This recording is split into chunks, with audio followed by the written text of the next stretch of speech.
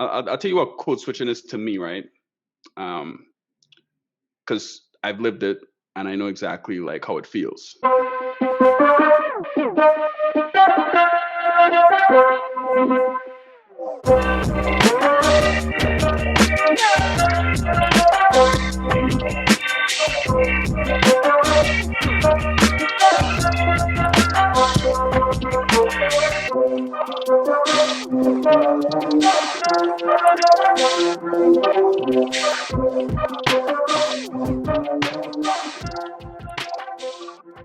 When I thought about the topic of code switching, something that really came to me is like, okay, well, there's two different ways you could look at it, right? Because there's one way where you have African Americans or Black people just assimilate into like a white society or white culture or even like a professional environment. And then, you have another side of it too, where me coming from the Caribbean, I felt that I had to assimilate to the Black culture in the US Yeah. myself, right? So it's like, so and I read some articles about it, and I from what I gather from it is that it's more code switching is some people, the term already, people think of it as negative, but it's almost like a necessary thing to survive in a new environment. Mm. You know, so it's like, I like the last conversation that we had with Chris. We had like a positive take and a negative take on it. So like, what's some of the positives in it, right? And then let's look at the negatives of it, because I mean, I'm sure we have plenty of negatives that, you know, negative feelings we have towards not being our authentic self and having to change to fit in. Because here's the thing, I don't know, you know, I don't know if white Americans know how much Black Americans have to do to try to fit in to make them feel comfortable. Right. I'm biased in my assessment here, but I would imagine that they don't really know because they are the 80% majority, as you were illustrating earlier, right? So when you're the majority, you don't have to understand what the minority has to kind of figure out in order to be part of the greater whole. Um, Help me out though, Cal. I have an idea, but I think we need to be explicit, certainly for our audience, on what code switching is. All right. So what code switching is? I'll tell you what code switching is to me, right?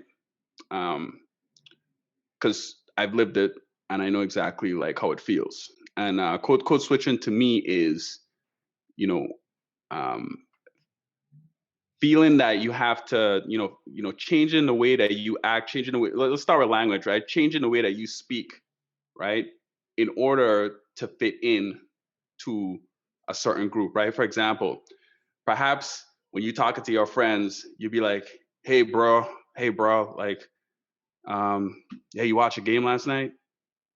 And then to another to a white audience, you're like, hey bro, like, did you watch the game last night? Like, hey, like, you know, and it's like it's two different feels, right? Because here's the next thing too, right? Here's the next thing too. It's like I may talk to somebody, I may talk to Chris and be like, hey bro, you watch a game? And I could reach out to you, Ralph, like, hey, dude, yo, you watch a game last night? Right. You know what I'm saying? And I'm talking like how I would talk to somebody back home in the Caribbean, right? Right. Because here's what, even I've had friends that even say like, well, if somebody from back home call me on the phone and I get on a call with them and I start talking to them, they'd be like, dude, like, you speaking another language, like, you sound completely different. Right, right, right. But I have a way that I speak in the office, and it's not the same way that I speak back home. Right. And I tell you this, and one thing that I realized too from growing up in a diverse environment back at St. Thomas, I know how to engage and I know how to communicate to different types of people. I know how to communicate to white people. I know how to communicate to Black people from, Black people, African American Black people, Caribbean Black people. But not everyone has had those opportunities to know how to operate, to know how to act in those environments, yet maintain their authenticity, right, or not lose themselves in the process. because if I had times when came up here, and yeah, I felt like a part of me was lost trying to fit in to these environments. For another example, Key and Peele has a skit about this with President Obama, where he have, I think like Key is talking, just like Obama, how Obama talks, a Right. fairly eloquent speaker. But then you have another side that's translating to a black audience, to another audience, saying what he Right. really wants to say, you know? So it's yeah, that's what's relevant to me. I'm sure there's an academic term out there for code switching that people, I believe it was like first like conceptualized back in like the 50s, you know. But yeah, now where you seeing diversity and inclusion, now a lot more people are starting to look at these things, hence what happened with George Floyd, Right. to start explore these areas of systemic racism, which now these conversations need to start happening, because if someone has to change the way that they act in this environment, how inclusive are we, right? So you said a lot in there, right? And I think you said a lot of awesomeness, right? So for me, the Key and Peele skit that they did was just pure genius, right? Because it is the conversation, at least in my mind, at least with every black person that I've known personally, have had that kind of conversation where they had to switch back and forth what they what they say in front of a professional setting versus what they really want to say, and how that code switching can go back and forth. So I thought that was a absolutely genius skit that they did. But you bring up you bring up even more depth, right?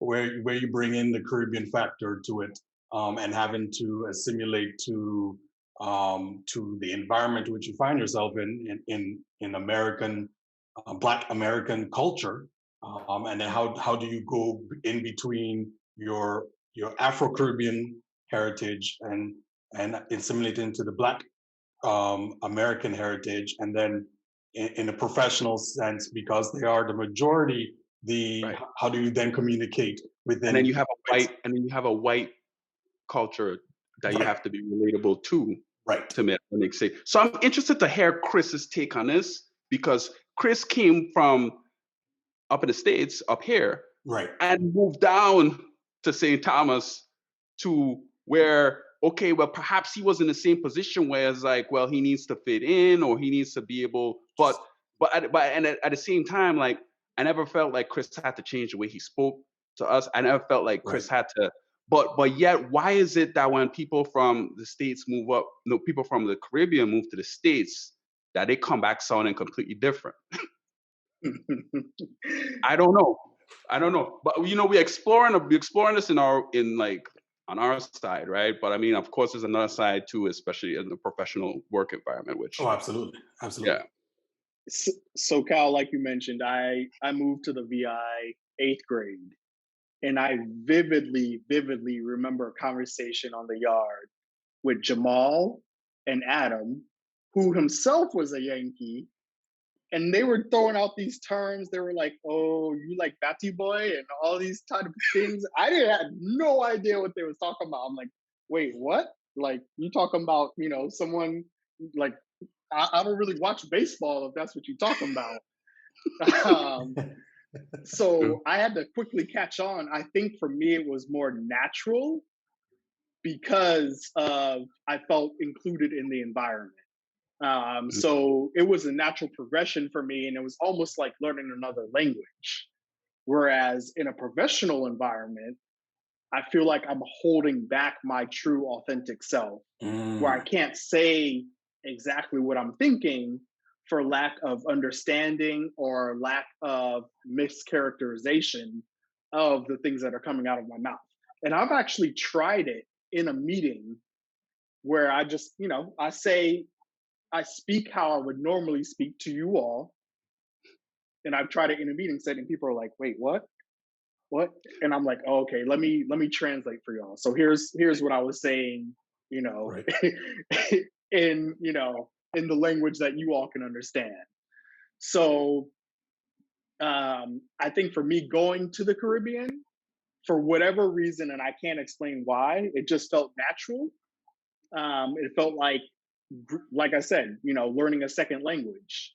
Whereas coming back to the US and working in a professional environment, it feels like I can't actually speak my mind and truly authenticate, the things that are coming into my mind. I have to change to accommodate for how someone else may feel. I don't want to hurt your feelings. Let me It's almost temper like it you have down to a little bit. filter it. It's almost like there's a Exactly. filter. So there's a Exactly. gap, there's this Exactly. filter. And it's like, oh, how could we just remove the Exactly. filter, right?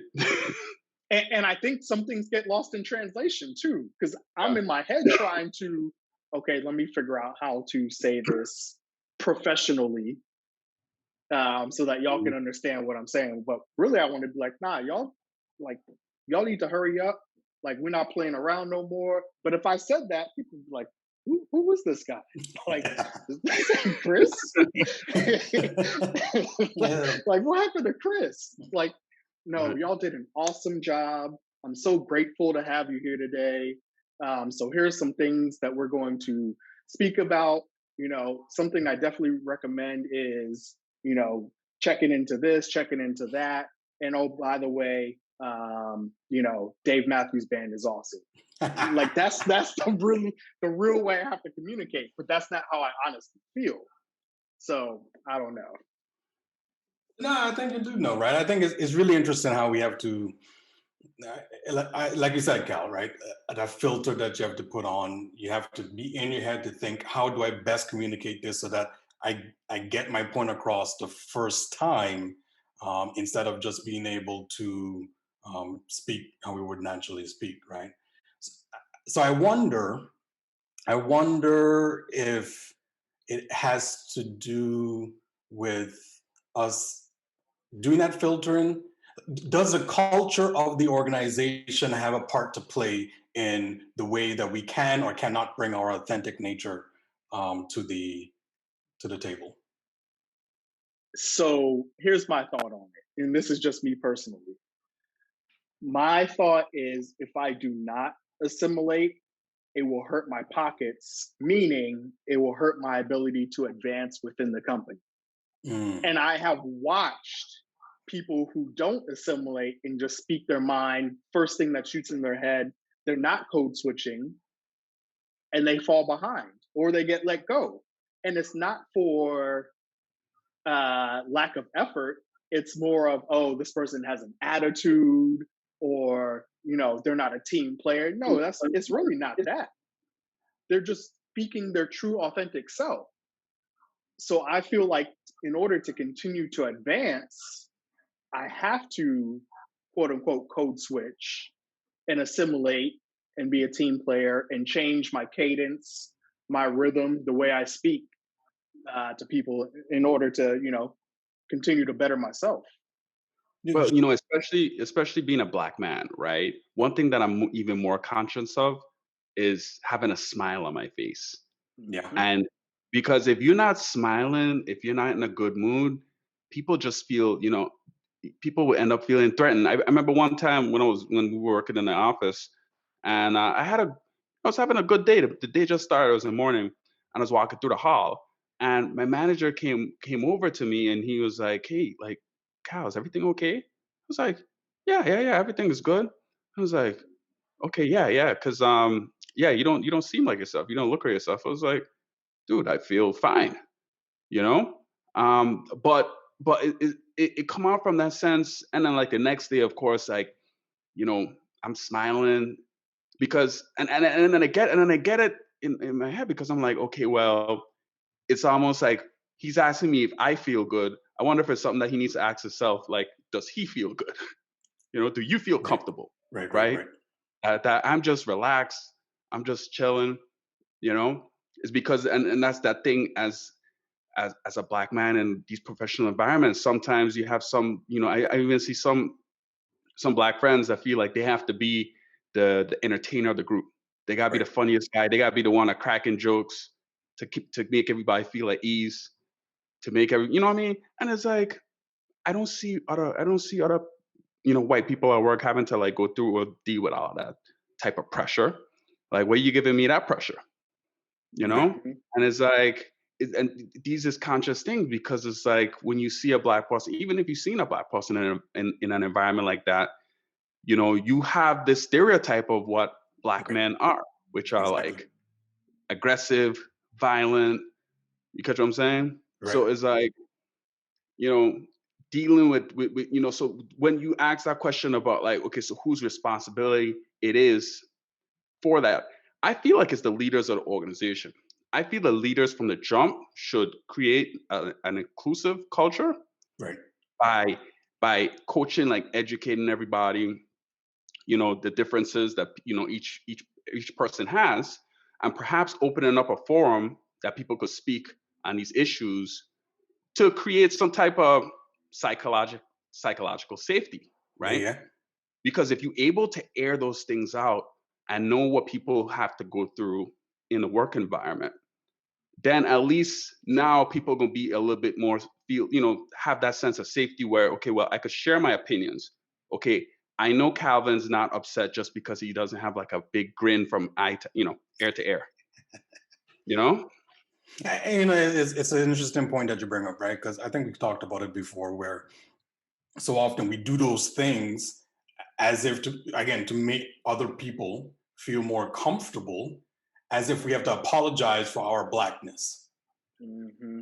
Right. You know what I mean? Mm-hmm. It's like, I gotta be the comedian in the group to make everybody laugh so they could be at ease, so that my skin color doesn't make you uneasy.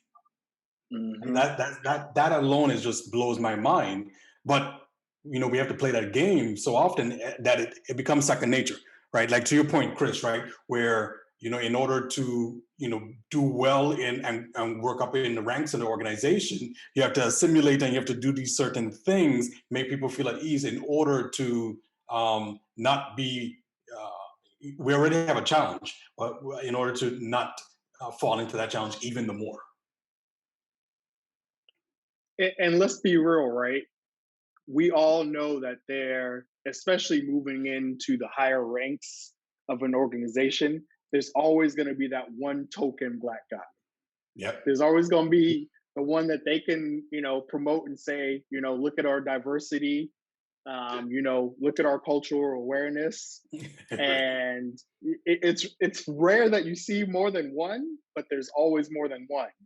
So you're always looking potentially to that guy if you're looking to move up in the organization to say, okay, well, how is he dealing with these issues? How is he communicating amongst the team? And most of the time, you'll notice he has assimilated.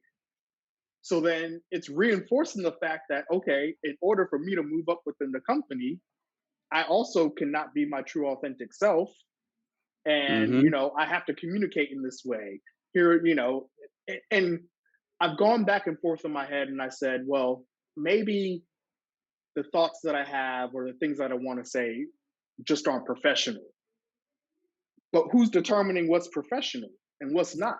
That's what I was going to ask, right? Like, what is professional, right? Because we said some stuff earlier, and it could, if I was to be judgmental of those things, it could seem as if we weren't being professional. Our authentic selves are not professional, and therefore we have to attune ourselves to,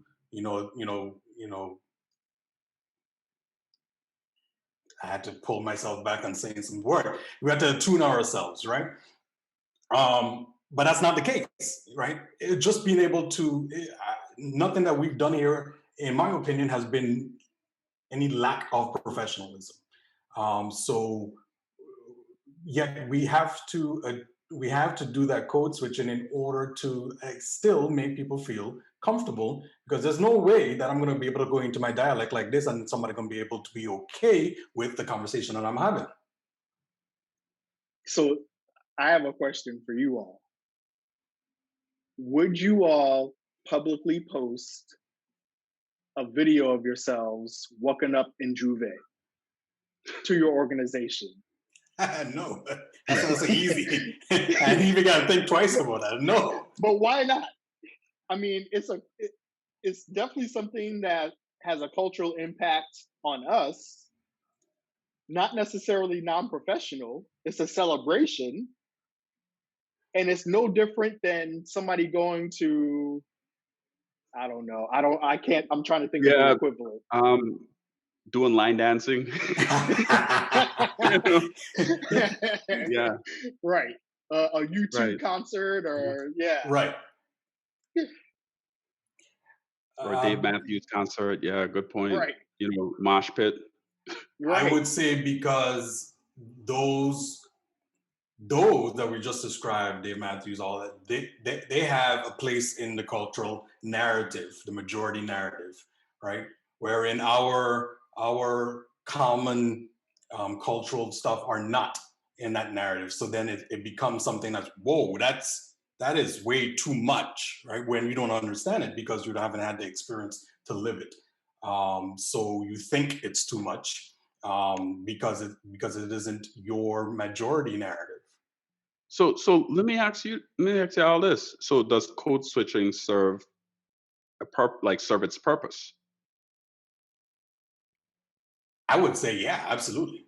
I mean, Yeah. we already talked about some of the examples, right? In order for Mhm. us to be, be accepted, I don't know if I want to go that strong. In order for us to be, to work within our organizations and work up the ladders and have those good relationships in our organizations, we leverage the tool of code switching, Yeah. right, for our benefit. Okay. So how does it negatively impact an organization? As a result, then Yeah. my my authentic self, I have to filter through that. My authentic Mhm. self isn't coming to the table. I am put in, which is, Well, better yet, is it a win-win? Is it a win-win? Code switching. Is it a win-win? it depends on the situation, right? It depends on how much filtering I have to do. How much of myself, you said it earlier in when you were describing what code switching was, right? And I thought Mhm. that was a key thing to hold on to. Um, how much of myself am I losing in the code switching? Right. Right. I mean, the way I pose the question, right, isn't so much for us to find an answer, but for us to like solve this, like brainstorm, try like look at this, like, does it serve a purpose? Is it a win-win? I don't know if it's necessarily a win-win. It's more like a win-lose for me because it's like, okay, yeah, I get an immediate win just because I get to stay in my job and I make everyone feel comfortable. But I think that the company is losing out on my authentic self, you know? Could the reason that a large majority of us gravitate towards athletes and artists be because they have the ability to be their true authentic self, at least from the outside looking in? Hmm. Whereas in a corporate environment, you don't have that latitude. I mean, and you see, LeBron James has been very vocal about the Black Lives Matter movement, and things surrounding that. Yeah. I don't know that I would have that latitude in my professional environment, without fearing for my job.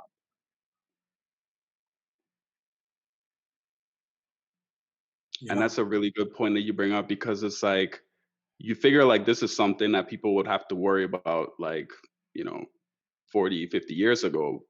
You'd figure like now you should be able to be more vocal. So why is it, right, that when even when you bring up race is still uncomfortable? Yeah. I think we should be able to comfortably bring up the fact that, hey, Chris, you're a black man. Ralph, you're a black man, and address and work as identify as a black man. Right. But yet it's always like it's really uncomfortable for. I have white friends, for example. I have a really close white friend. Ralph probably knows him too.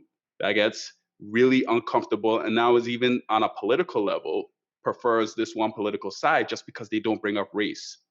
But here's the problem when you don't bring up race. When you don't bring up race, that means you're just saying that everybody's the same, which is Right. not. Right. It's not true. It's not You're true because ignoring the saying everybody's obvious. the same, it just makes them feel more comfortable. Right. So again, apologizing for the blackness, right? Why it shouldn't matter that if I'm black, I'm Indian, I'm whatever, right? I shouldn't have to be apologize for who I am, right? What is the character that I bring to the table, and how are we having that conversation? That's the judgment, right? Not my skin tone, not my skin color. I think the conversation around race becomes uncomfortable and nobody brings it up because it is very evident and apparent that racism still exists. And when you're having those conversations, particularly with someone who's white, you don't necessarily know where they stand. And it's not just political issues. We're not talking about Republican, Democrat, but it's like, no, how do you truly feel about the issues and the matters that are currently happening in society today? And I don't necessarily think it's a black and white issue. And I mean black and white in terms of, you're on one side of the fence or the other, no pun intended. Right. But I think there are some shades and some colors in there depending on the situation, and everybody's going to have a different opinion on that. Now, the ability to have conversations about those opinions without getting into a heated argument, and being able to empathize with where the other person is coming from, I think that's where we're lacking as a people. There was this quote, and now is a T-shirt all over, I see, that I came across last year. It says racism, I just searched it. It says racism is so American that when you protest it, right, people think that you're protesting America. Yeah. The fact that we have, it's crazy that the fact that, we have to defend our blackness or whomever, because it's not racism just towards black people. Racism exists beyond that. We see the unfortunate cases of Asian Americans being assaulted because of some really skewed perspectives on COVID-19. In any case, so that was me dressing that up. You like how I did that? It's so ingrained in America, right? And I say this, I emphasize this because one, of where the conversation was going, but two, in my travels pre-COVID, right? In my travels, and when I came back, I was talking to some friends and I said, I felt more comfortable in my travels in Germany, in India, in Czech Republic, and everything going between. I felt more comfortable there in those locations than I did in my neighborhood in the United States. You know what I mean? In my neighborhood in the United States, I see the looks when I'm walking around, like, what is he doing here, right? Versus when I was across the globe, and I felt I didn't even felt like I was being ostracized. I didn't felt like I was being looked at like, why is he the odd man out? And I was certainly the odd man out. And there wasn't another black person, in as far as I could see, but I wasn't treated as if I was different. Do you all breathe a sigh of relief when you're in those situations and you see another black male or female walk in and you're like, oh man, thank God I'm not the only one? You know what, Chris? Here's what. There's two sides to that, because for me, yes, I breathe like a sigh of relief, like wow, okay, all right, so got somebody else here, right? But I don't know. It's certain areas though, right, where you have that token. There's certain tokens out there that feel that it's a threat. Yeah. Because they was the token, black guy, but then all of a sudden another one comes in. So it's almost like, okay, well, taking it's my almost spot. Yeah. There's some competition there, like you taking your spot. That's why that's what I've experienced a lot here in Boston. Coming from Philly and Virgin Islands and Florida, like I used to love to like meet somebody else from the Caribbean or meet somebody else that's black. You know what I mean? But like when I came up here to Boston, bro, it's like I would try and do the same thing, like be like, oh, okay. But I noticed like dude is code switching on like another level, bro. another level to the point where like if I hear him on the phone, I don't know if I'm talking to like, you know, yeah, I don't know who the hell I'm talking to, just to be honest, to tell you the truth. You know what I mean? And you know what? Here's the thing, right? And that's cool. If that's how you want to talk, that's what you want to do your thing, right? But like, be aware, like, don't ever forget, like, that you're different. Like, don't ever forget, like, you're black. You get what I'm saying? Like, you could talk wherever you want to talk, but like at the end of the day, you gotta realize, like, well, your white friends, when they behind closed doors, they're not pausing when the N-word comes up in a song. They saying that shit loud and proud. Yeah. You got what I'm saying? They saying that shit loud. You and around. Tell you what. Yeah. If you forget, you will be reminded very quickly if you step out of line. Like, don't play around. Yup. Don't play around. Yeah, you're right. You are no longer assimilating. Right. Mm-hmm. You're right. And that's a challenge we face too in a corporate environment. Catch what I'm saying? Because it's like, yeah, of course, like we want you to, you know, move up. We want you to get this role. But even like like Ralph, like even as a black person in sales, let me tell you, I mean, the conversations we have with customers, man, like majority of the customers that I talk to are white. You know what I mean? So like one of the ways that I try to use to smooth in or get some type of like build some type of rapport is my military background. I use that. I try and throw that out there all the time, but it's like, you know, if you know that's another like blind spot. Like I wish like, you know, more black men would see is that look, you have careers in sales for people that have territories that they hardly doing like all that crazy manual work that somebody else would do, and they making bank doing in professional jobs. But you know, in sales is a relationship business. It's about who you know, you know. So that's another barrier too. I mean, Chris, you could probably speak on that. I can definitely speak on that. Being in sales, especially in real estate, because when people are on the other end of the phone and they haven't met me, they don't know who they're talking to. So they're constantly asking questions like, "Oh, what's the neighborhood like?" And you know, what's the mix like in the neighborhood? And then when I go out and meet them face to face, they're like, "Oh, nice to meet you." And I'm not the type. I'm never going to put them on blast for fear, you know, of repercussions with my company. But it is constant and it is evident. And then when you meet them in person, it's all of a sudden like, "Oh, did you see the game last night? Did you see how LeBron did?" I'm like, wait a second. You were just asking me, like, do I live in this neighborhood? All of a sudden now you want to talk basketball. Mm-hmm. So, yeah, it's just funny how people move. So to that end, right? I know for me, well, let me ask a question. Is there a psychological toll to code switching?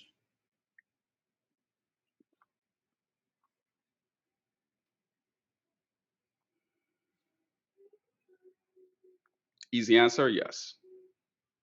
Yes. Yeah. You know? I mean, imagine this, right? Like the type of, you know, there's a psychological tool, right? Because if you feel and I get is like, okay, well, who decides, who defines professional, right? Because I mean, of course I know there's a professional way to act. But yeah, I mean, there is a psychological toll. Is it healthy? You know, I don't know. I mean, because like it's yeah, obviously it's almost like a pain. You know, it's almost like if you feel like you're stretching yourself, right? But I mean, is it healthy for us and our community, right? Because you're thinking about like, okay, well, how are we trying to innovate the workplace? How are we trying to build and change the workplace? How are we trying to like change what we dealt with before? And you know, we talk about systemic racism. Is this a barrier? Is this something that we need to redefine? in order for us to like remove those past traumas, right? So I think one way to innovate and change that is obviously through these DEI programs. I know people saying like, yeah, it's probably just like a check in the box type of thing, and I've seen where that could be where that could be the thought behind it. But it's like, how can we actually like use that to make people feel more included? Make you feel like you're actually a part of the organization where you could share more yourself to everyone and acknowledge that we are different. Acknowledge I'm a black man, you know? Acknowledge our differences, but yet be able to have a unified vision with the company, you know? So here's an interesting perspective that I don't. Well, yeah, here's an interesting perspective, right? None of us on this call have it now. Well, we've had it in the past. I've never had a chance to grow it out enough to be able to get it. But so we've been talking about speech. We've been talking about even appearance at some point. But let's dig into appearance some more, right? What about I know specifically for Black women, certain hairstyles just isn't appropriate in the work environment, or they feel that way because they're going to get called out for it, right? Or they're going to be looked at differently. Oh, how can she wear that Isn't hairstyle? that called something? The Crown Act?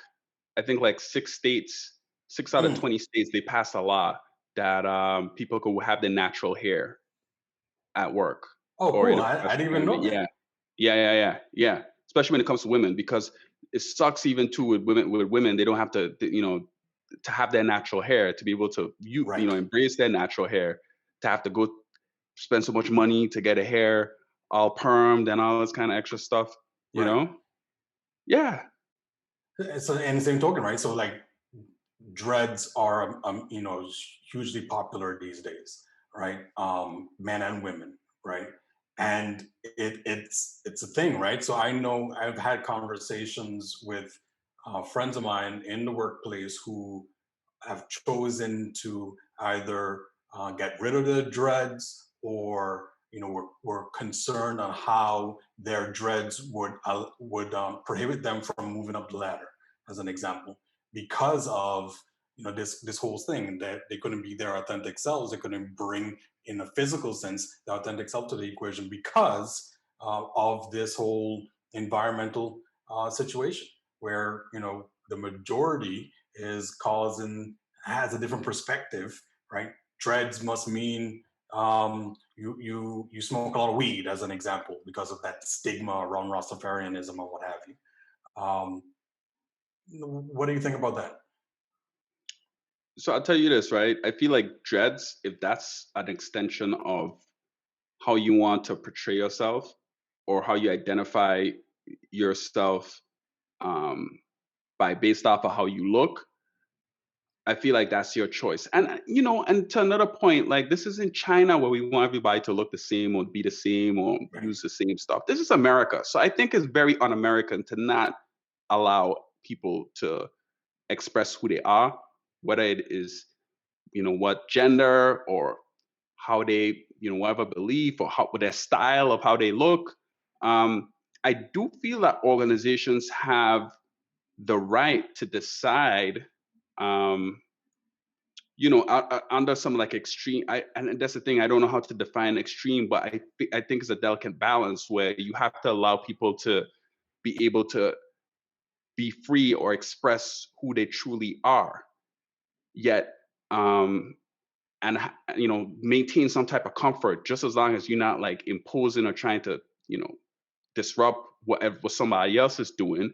Right. If I want to have my hair a certain style, and if I could do the job and still maintain productivity in the team, then I should be able to have whatever hairstyle I want. Right.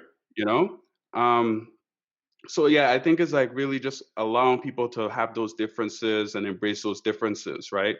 And acknowledging it.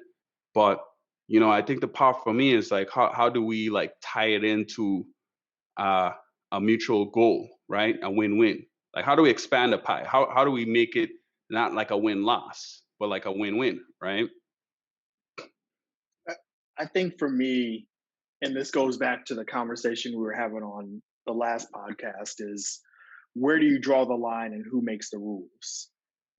And I think until you have an accurate representation of all the people that you represent, neither one of those questions can be answered. Because if you have an executive team or people that are in power who are all white males, they definitely don't represent the people that they're leading. They can't relate to them. They don't understand how they communicate. They don't understand the thoughts or the things that they've gone through in the past. So, in order to have rules that are made fair across the board for everybody, you have to have a fair representation of the people that you're representing and the rules that are made for them. And I don't think that is a perfect situation, but I think that that is as close to perfection as we're going to get. I like that, right? So here's an example of that I recently came across, right? So I was on for work, I was on a lunch and learn, and it was actually about mental health in the Black community.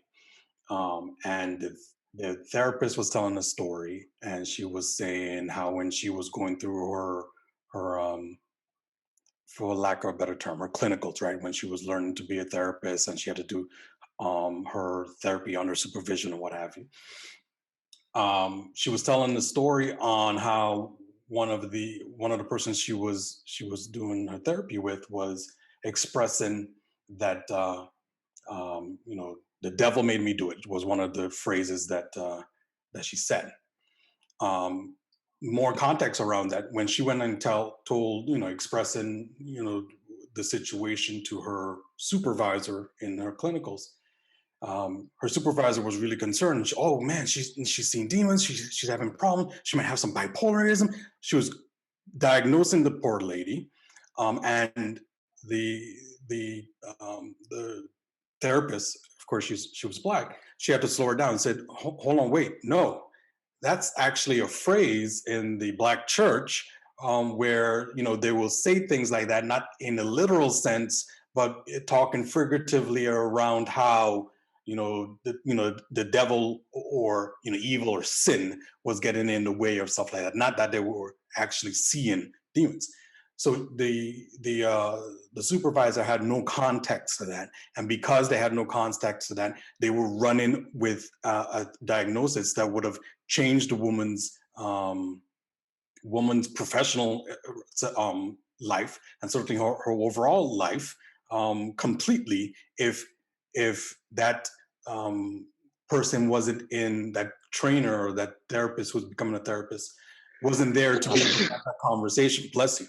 Wasn't there to be able to have that conversation and say, hold on, wait, no, here's a framing that you would have never known because you haven't been in the Black church. Here's a whole cultural representation, right? So that to me, that was a good example of this is why representation is needed of the population to which you serve.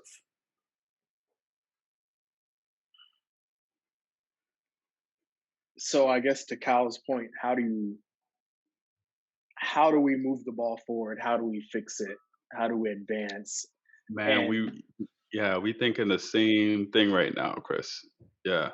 Well, and you brought up one thing. I mean, the diversity and inclusion initiatives that are being spun up by a lot of the corporations, while they may be just checking a box for the corporations, I think they are starting some important dialogue and conversation surrounding diversity and inclusion and code switching. But I think it needs to be taken a step further than that. And how we go about that, obviously having the conversation here on our podcast is one way, and then getting people to engage. And I have a feeling that we're not the only three guys that feel this way. I have a very, very strong feeling that we're not the only three. I have told you all I have tried in the past to, let me just speak from the heart. Let me speak from my true authentic self. I didn't feel like it went the way I thought it should have. But maybe it's something I need to explore again for me personally, just to see if I can push the envelope forward. It's two things, right? So I give you an example, man. This one time at work, I had someone that I was working with. I had another coworker that I was working with, and our, what they were doing, like our relationship worked really well in the beginning, right? But towards the end, not towards the end, actually, we still work together. But like, there was a moment where right now, there's some stuff that they did during a call that I didn't agree with, and I had that with me, and I talked to another one of my senior counterparts about it, and I was venting to him, and and then he asked me like this one question. He was like, "Well, have you said something about it?" And I'm like, "No, actually, it's a good point." Like, he's like, "Yeah, like, just straight up, just tell them, just have a conversation, like, say something, you know?"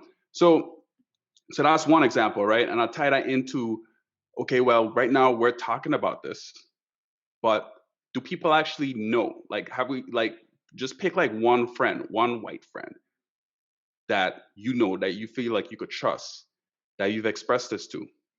I think that's a logical place to start. It's probably not having like a whole round table, a whole meeting, trying to express this to like a whole group, but it could probably just start with like one or two people that that you trust, that you could talk to about this, right? So you could make them aware. And then the next thing too is you know me, right? I constantly have all these great freaking come up with these ideas all the time, like, yeah, we should do this, we should do that, blah, blah, blah. And I realized early on in my career that I would come up with all these ideas, but you know what would come out of it? My my boss or people would just be like, okay, great. How about you document it? Right? So now what I do, and especially even if I have things that I don't like or that I feel like should be changed, I have a habit of just documenting stuff. So another thing that I'm gonna do better at is like areas of situations where I feel like I've been code switching, coming up with a Mm, specific example where you could share with mhm, somebody. Because the problem is that this what we're dealing with has a lot of emotions behind it. So when you mhm, have a lot of emotions and you're coming across as someone that can't think, you know, needs to think logically about this, especially in a professional environment, it helps if you document so you can have specific examples so you could take to them, so you could take some, you know, steps towards fixing it, you know? I mean, that's So a good point, right, yeah, Cal? Because that's a gem right there for sure. because yeah. because what we're talking about is so subtle, right? It's not Mhm. it's not an overt kind of action. It is so subtle, and if you're not practicing it, right, then you have no idea that it's happening. You have no. I just assume that is how Chris always is. I just assume that's how Cal always is, right? I don't know who he really is if I haven't connected to him on that deeper level, right? If I haven't Yeah. gone in his environment where he can feel his complete self. So that's a really good point, Yeah, you have to document it so you can look at it from like a neutral state of mind, right? right? Because maybe at that moment you felt it and then boom, go ahead, write, document it, come back and look at it again and see like, okay, how, you could kind of like figure out, okay, well, do we need to actually take this to get work done? Because we want to take like actionable steps to kind of fix this. But how can we come up with specific examples that we could like take it to the next level, right? So those are the two things that I'm thinking about doing moving And forward. you bring up two very good points. One, just talking to somebody about it, and it's funny because you mentioned friends, and friend would be synonymous with coworker in a corporate environment. Right. And I'm like, well, I'm wondering now, do they truly even know like the real me? Like, have they experienced the real me? Because they've only seen me in the work environment. They haven't seen me, on the Breathe Easy podcast or at home. So they're probably thinking I'm a totally different person. So I don't know how they would take it.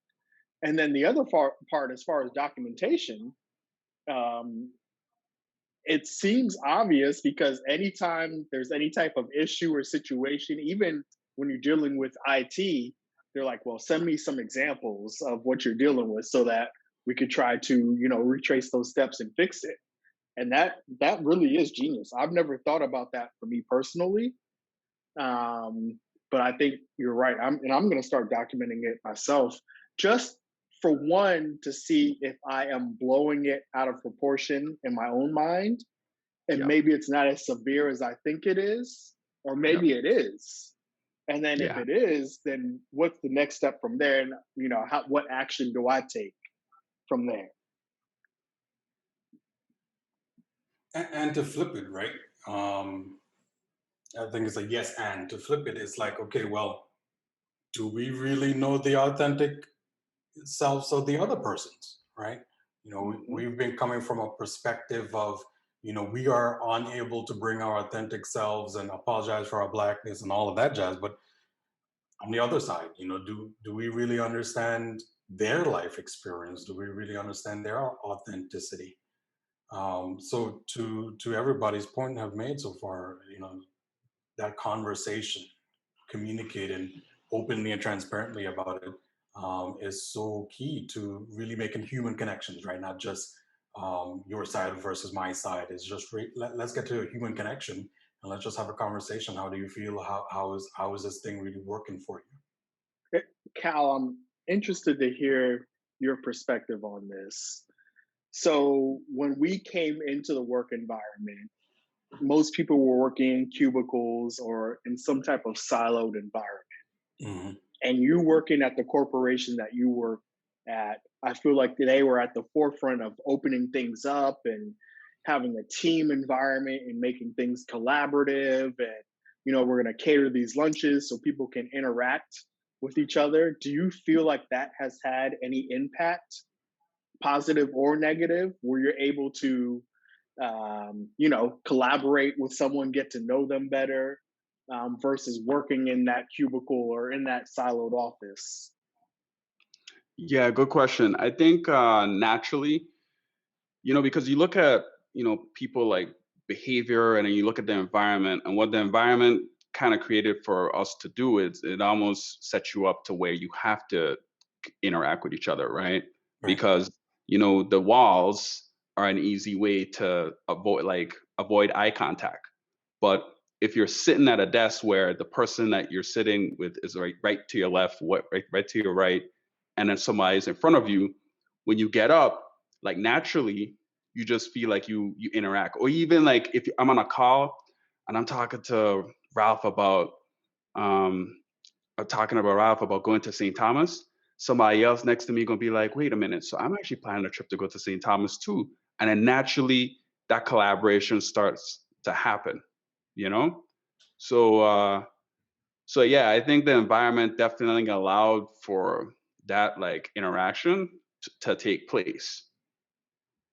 Do you think that that was a step in the right direction as far as I don't want to use the word assimilation, Hmm. but getting everyone to be more collaborative and maybe understanding of where you're coming from in your environment and getting to learn to get to know you better? Or did it It depends. perpetuate? You're right. It depends. I think it in some ways it could have perpetuated it a little bit because if you have a majority of people that thinks a certain way, then it may force you to have to in order to join in on that conversation. Like for example, if everyone's talking about a Dave Matthews concert and like everyone around you is like big with them, and me personally, I like listening to Vibes Cartel. Like, how can I jump in to join and contribute into that conversation? But I can't avoid it because I'm there. So it's almost like in order to partake in those conversations, then I guess I have to learn that, right? Another example like baseball. I'm not like a huge baseball fan, but if I come into work every day and people's talking about baseball, then I want to feel that I could contribute to the conversation. So it's like, oh, well, I'm gonna start learning baseball just so I could, take part. in a conversation. So yeah, it has its advantages and its disadvantages in that setting. Yeah, I guess let me pause for a second. Dave Matthews, no shade. We don't know you personally. Right. I I've actually never love listened to your music, right? I can't comment one way or another. We're just using you. You just happen to be the example. So All right. Yeah. I've actually listened to. I love his music. You know what I mean? It just happens to be the good example to use for this. Again, And I yeah. guess we can just use Hootie and the Blowfish, you know? Right. But they got the token black guy. So Right. Yeah. oh man. So we are way past the top of the hour at this point. Obviously, it was a good conversation. Maybe we'll have a part two. Maybe we'll chop this up into a part two, but y'all have any final thoughts on it? Have the conversation, right? I think, find that friend like Cal said, and have the conversation and see where it goes from there. I think far too often we don't have the conversation. We make too many assumptions, and we stay in our way of thinking, our certain worldview. So if we can have the conversations, we are better for it all. Yeah, I think. Oh, Chris, you go. Yeah, I'm gonna let you close out, Kyle, because you've been dropping the gems all night. I will say that for me, I definitely will take your advice and start documenting stuff and journaling stuff down. And the other thing is, don't assume that people know what I'm feeling, or the thoughts that are going on in my head. So until I have that conversation, and I get that feedback, I honestly don't know where people are at. And maybe they honestly don't know that I'm having these thoughts. But maybe if I have these conversations with them, we can start to progress forward. Yeah. So, and yeah, just as a closing, I mean, when it comes to your authentic self and when it comes to code switching and trying to assimilate, I think about, okay, assimilate, you have something different, you have something unique to bring to the table, embrace that. I'm learning to embrace that even more, that perhaps I have a different accent, perhaps I come from a different place, grew up in a different area, I have different experiences, but that's what just makes everything so unique to an organization, to the people that you meet. Just trying to be the same is like, I mean, well, one, to me personally, is not interesting, and two, is just not. It just doesn't feel natural. It doesn't feel easy, and it could rob the other person from actually experiencing or just knowing who you are as a person, right? So, yeah, I would just like, hey, just feature some of those unique personality, things about you, how you feel, how you speak, and yeah, have the conversation, kind of like what Ralph said, have the conversation. And then the next thing too is like, in addition to having that conversation, make sure you have specific examples to look at, because when you probably take a step back, perhaps you may be looking at it differently, to where you could where you could break it down to kind of solve it on your own, or perhaps you need to get somebody else in, a professional, to help you break those things down so you could be more productive at work. All right, y'all. Well, All right. until next time, this has been Breathe Easy Podcast. We'll holler at y'all next time.